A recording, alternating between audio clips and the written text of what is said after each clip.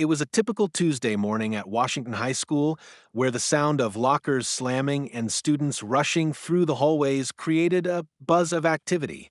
Yet, amid the usual hustle, something shocking was about to unfold. A young girl, Emma, sat in her wheelchair at the school's entrance. Born with a condition that affected her legs, Emma had learned to navigate life with grace despite the difficulties she faced.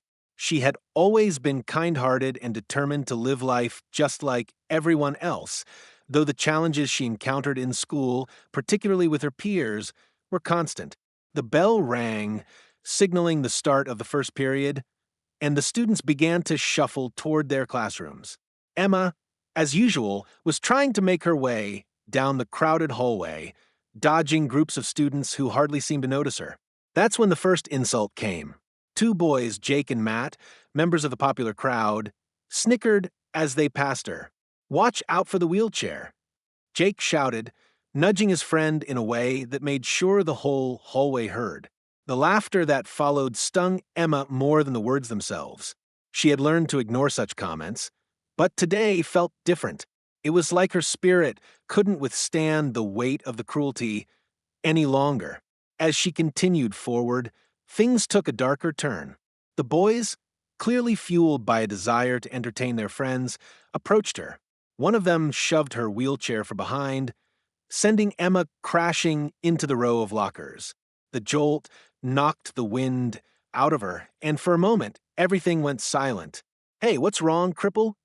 Matt sneered, his voice dripping with mockery.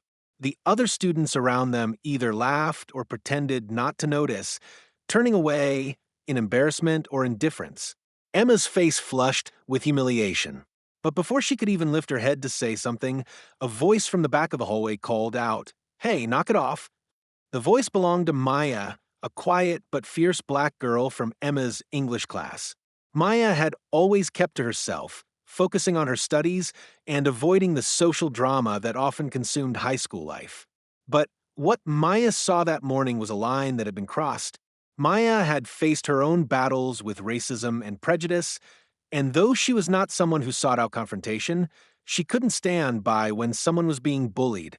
With her heart pounding, Maya walked over to the group of boys.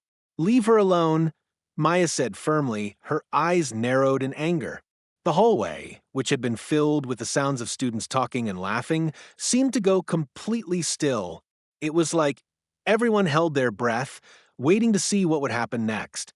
Jake, always the instigator, smirked and took a step closer to Maya. "What's your problem, huh? She's just a freak in a chair. She's not going to do anything." But Maya wasn't intimidated. "You think it's funny to hurt someone because they're different?" she asked, her voice steady but powerful. The crowd of students watching started to shift, sensing that this wasn't going to be the usual teasing or laughter. They were witnessing something important. Maya turned to Emma, who was still sitting on the floor, her hands gripping the wheels of her chair. "Are you okay?" Maya asked softly, her tone filled with genuine concern. Emma, still in shock from the events, looked up at Maya, her eyes filled with gratitude but also with disbelief. No one had ever stood up for her like this before. With a gentle hand, Maya helped Emma back into her chair. "You don't deserve this," Maya whispered, locking eyes with her. The boys stood frozen, unsure of how to respond. They were not used to being confronted, especially not by someone like Maya. But before they could gather their thoughts, a teacher, Mrs. Jacobs, appeared in the doorway. She had witnessed the last exchange and immediately stepped forward, her stern expression telling the boys that this was not going to be overlooked. "Maya's right," Mrs. Jacobs said, her voice commanding attention. "This behavior is unacceptable. You two will be reporting to the principal's office immediately, and I expect better from all of you." The boys stammered, realizing they had gone too far. With one last defiant glance, they turned and walked down the hall, not looking back.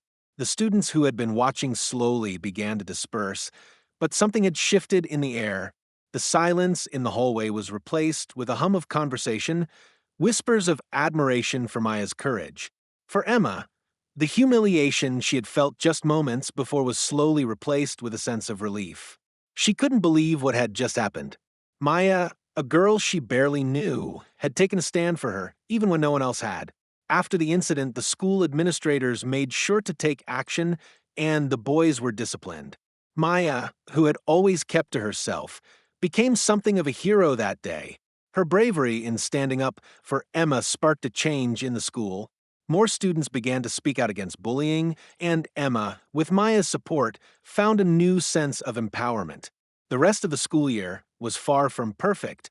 Emma still faced challenges in dealing with her disability and the prejudices of some students, but she no longer felt alone.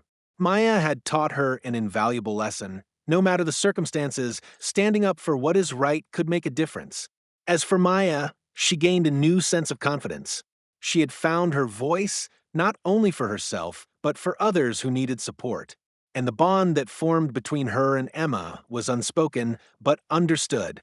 It was a bond built on respect, courage, and the shared belief that everyone deserved to be treated with kindness and dignity.